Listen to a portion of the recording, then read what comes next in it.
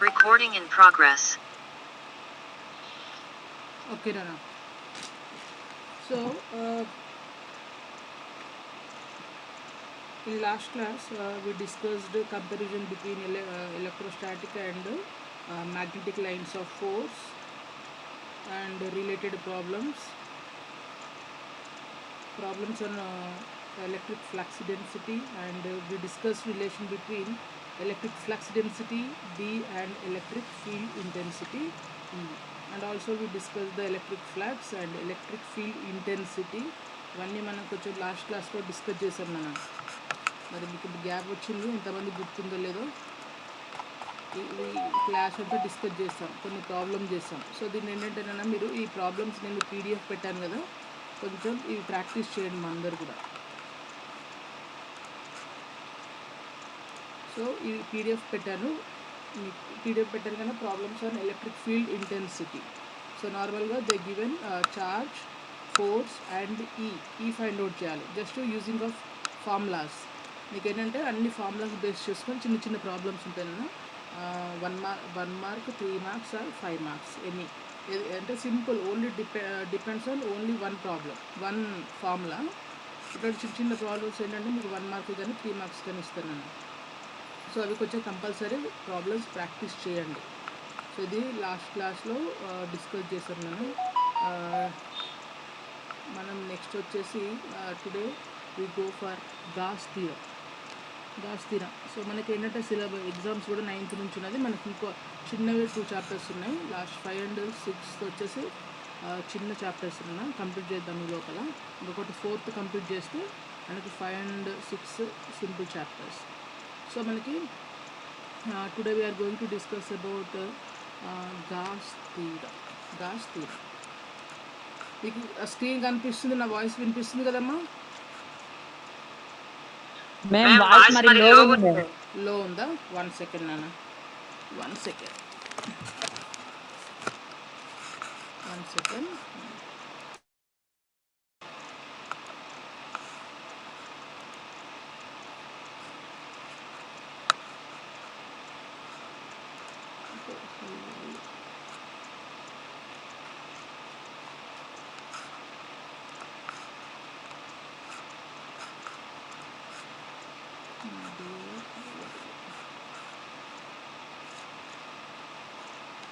ఇప్పుడు ఓకేనా?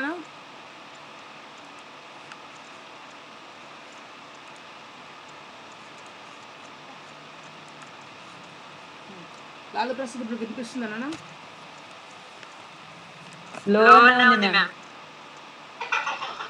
ఒకసారి మీ వాల్యూమ్స్ కూడా కొంచెం హై పెట్టుకోండి నాన్న. కొంచెం నేను స్పీకర్ దగ్గర పెట్టుకుని మాట్లాడతా, కొంచెం కేర్ఫుల్గా వినండి నాన్న. వినిపిస్తుందా ఇప్పుడు?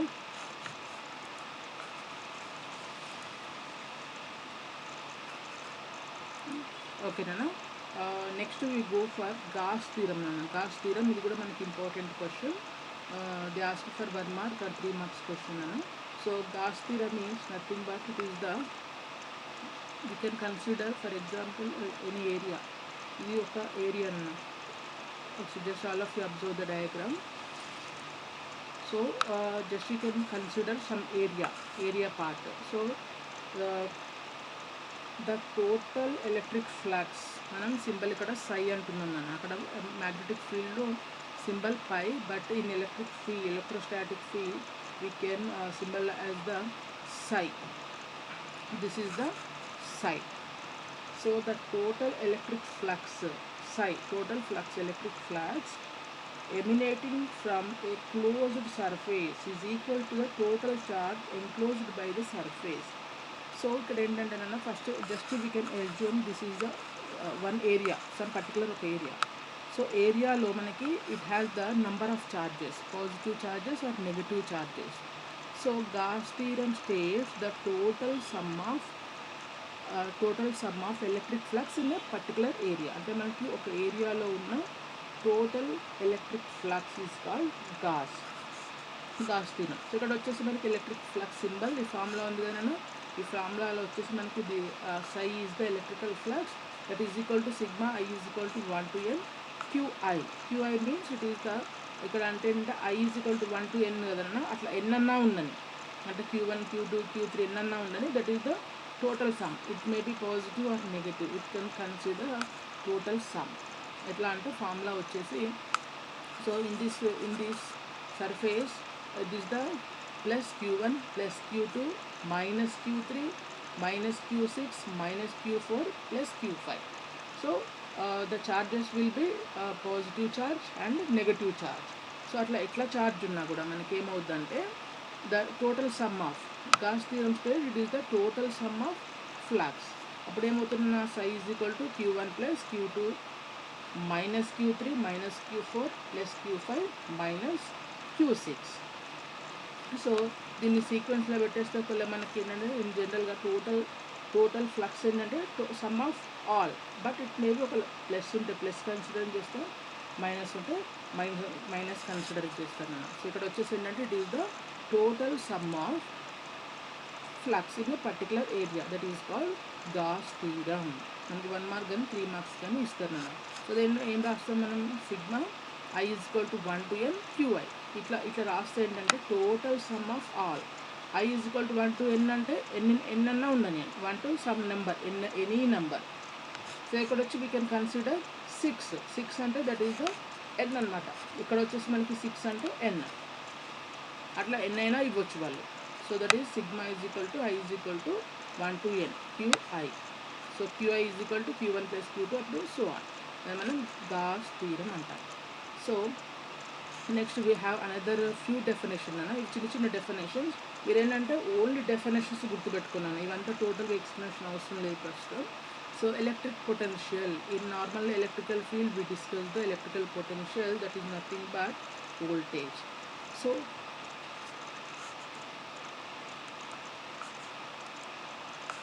హియర్ ఎలక్ట్రిక్ పొటెన్షియల్ అన్న, 1 సెకండ్, వినిపిస్తుందా వాయిస్, వినిపిస్తుందా?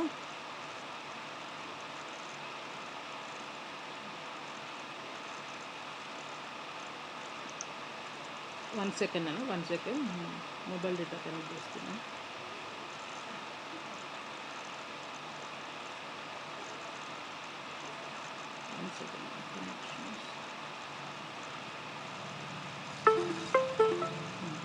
So here next we go for electric potential.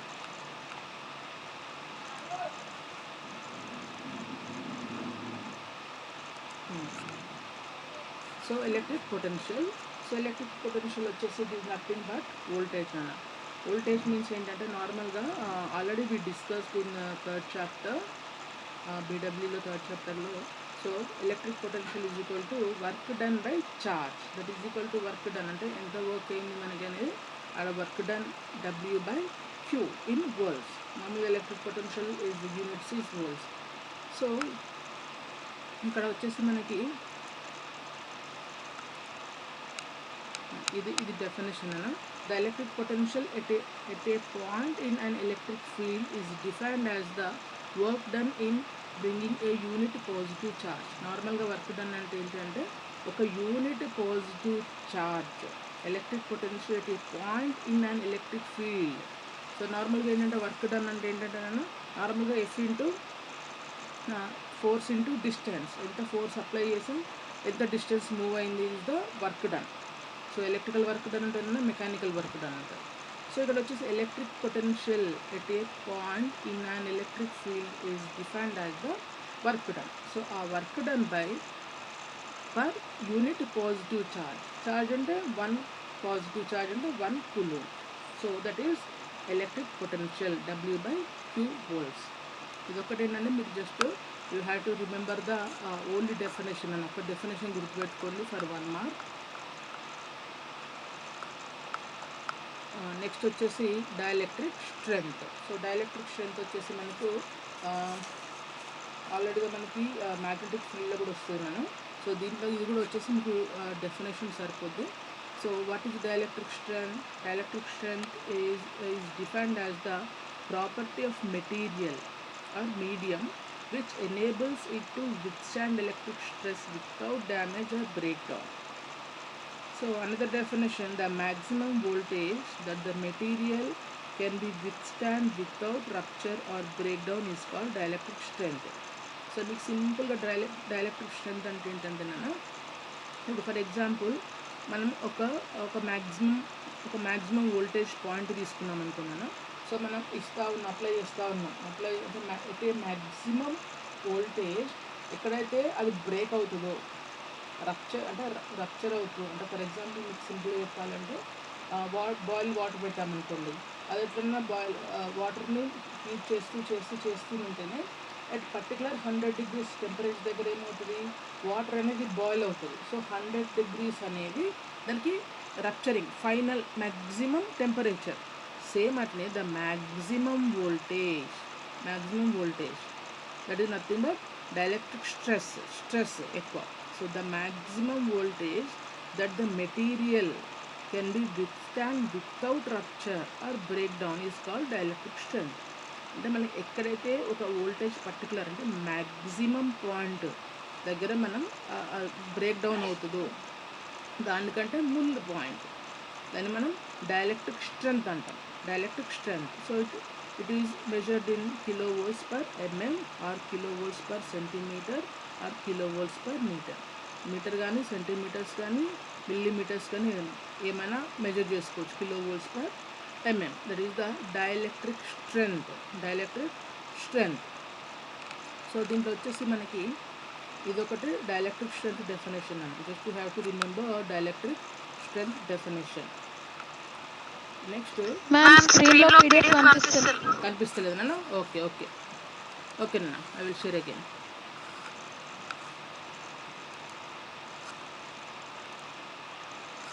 ఇప్పుడు కనిపిస్తుందా నాన్న?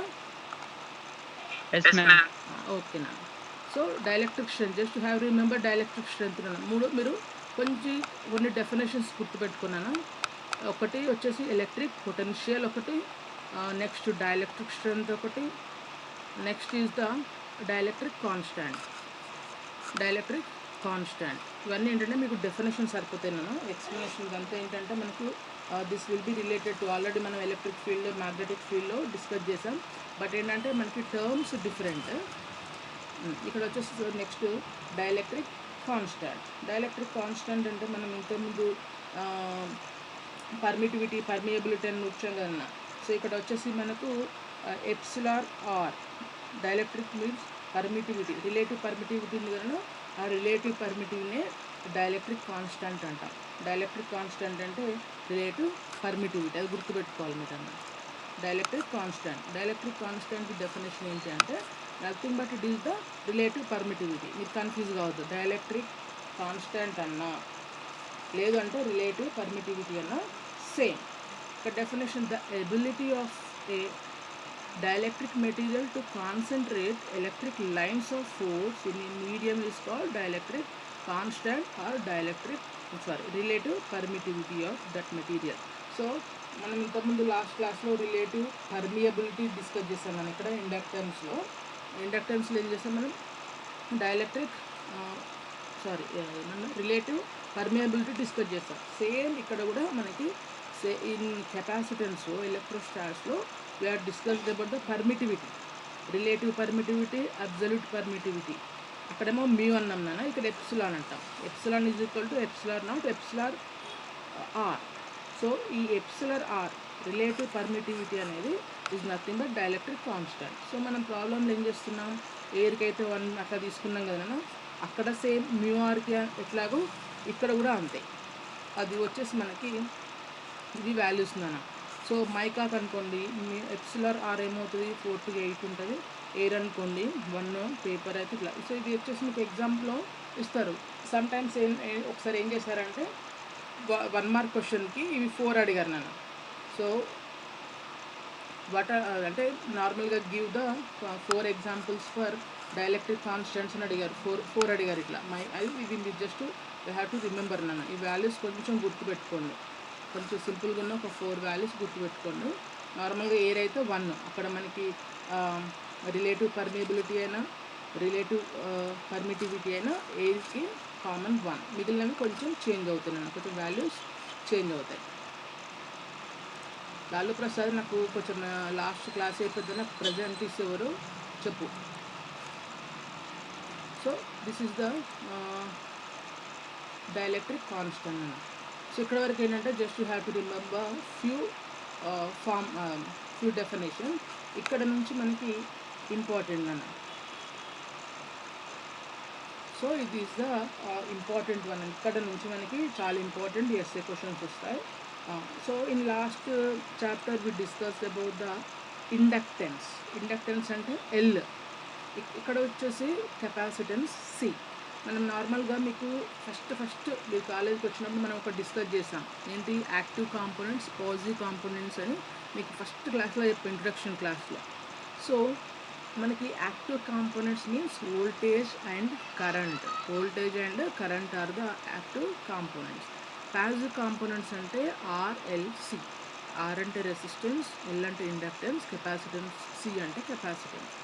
సో ఇన్ డీసీలో మన ఫస్ట్ చాప్టర్లో we discuss on only VIR. మనం బీడబ్ల్యూలో సెకండ్ చాప్టర్లో ఓన్లీ మనం విఐఆర్ఏ యూజ్ చేస్తాం అన్న, వేరే టర్మ్స్ యూజ్ చేయలేదు.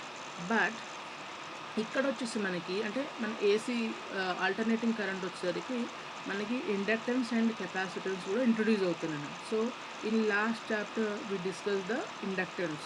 ఎల్ గురించి డిస్కస్ చేస్తాం. ఏంటిదన్నా ఎల్ అంటే ఏంటి డెఫినేషన్, మన ఇండక్టెన్స్ అన్నాం కదా, the rate of change of current. నార్మల్గా కరెంట్ చేంజ్ని it opposes the change of rate of current. కరెంట్లో ఫ్లక్చుయేషన్స్ ఏమన్నా ఉంటే దాన్ని అపోజ్ చేస్తుంది ఇండక్టెన్స్ అనేది.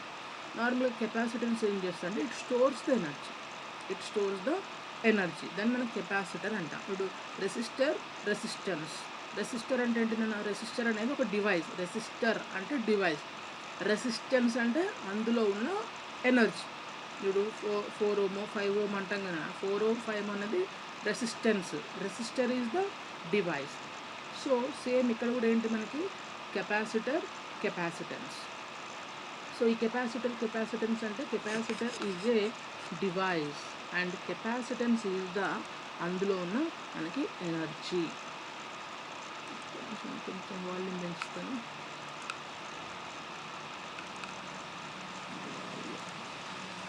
So capacitor is the device, capacitance is the అందులో ఉన్న energy, it is the charge. So this is the symbol అన్న. మనం just it is the symbol for schematic diagram for capacitor and symbol వచ్చేసి మనకి ఈ symbol అన్న. 2 parallel plates తీసుకొని అటు ఇటు మనం టర్మినల్స్ పెడతాం లైక్ వోల్టేజ్. బట్ వోల్టేజ్లో ఏంటంటే మనకు ఒక చిన్న గీత పెద్ద గీత ఉంటుంది అన్న. బట్ ఇన్ కెపాసిటెన్స్ ప్యారలల్గా ఉంటుంది, ఇట్లా కొంచెం క్రాస్లో పెట్టుకోవచ్చు అన్న. సో ఇక్కడ ఏంటంటే నార్మల్గా in capacitor, actual what is capacitor? So any two conducting materials separated by an insulating material is known as capacitor or condenser.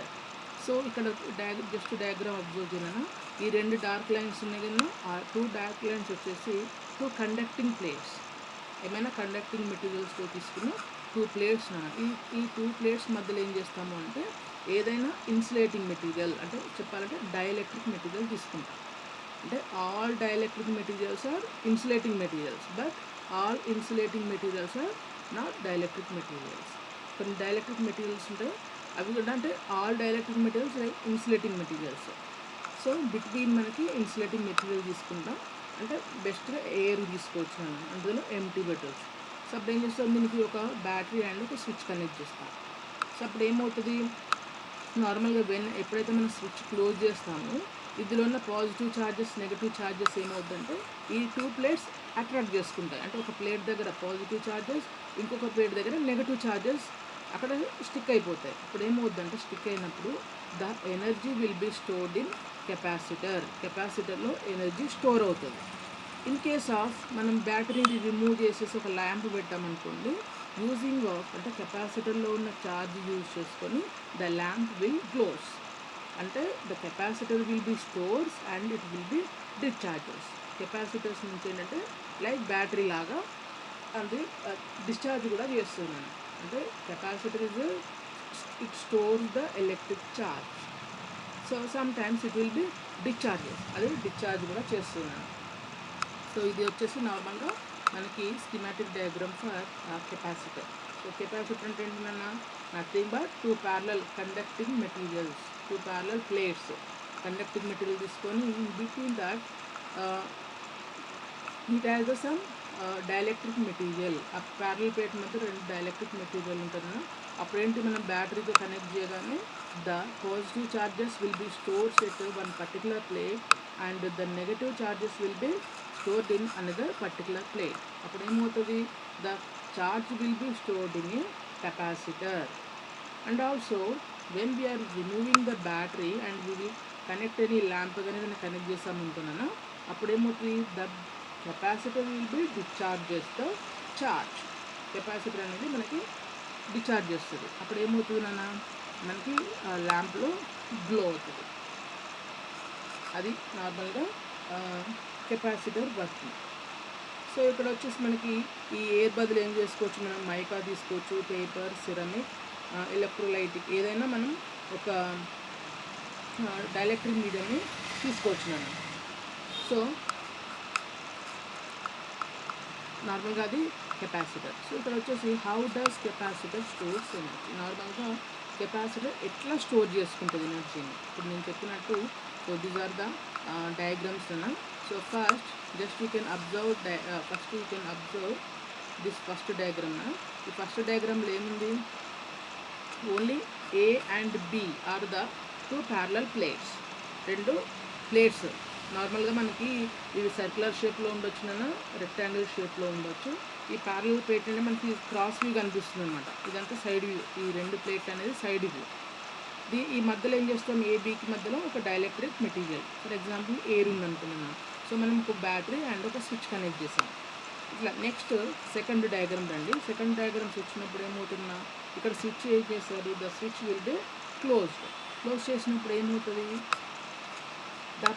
the negative charges will be flow battery to B plate. మనకి battery నుంచి negative charges పాజిటివ్కి వెళ్ళిపోతాయి. నార్మల్గా మనకి ఏమవుతుందన్న, battery ఏం చేస్తుంది, negative నుంచి పాజిటివ్కి వస్తుంది. మనకి ఎలక్ట్రిసిటీ కరెంట్ ఫ్లో అనేది నెగటివ్ నుంచి పాజిటివ్ ఫ్లో అవుతుంది. ఇప్పుడు ఏమవుతుంది, the negative electrons will be absorbed at B and the positive charges will be, అంటే నార్మల్గా ప్లేట్ నుంచి బ్యాటరీకి వస్తుంది. సో ఏ ప్లేట్ దగ్గర నెగటివ్ చార్జెస్ ఉండదు అంటే ఏంటంటే, పాజిటివ్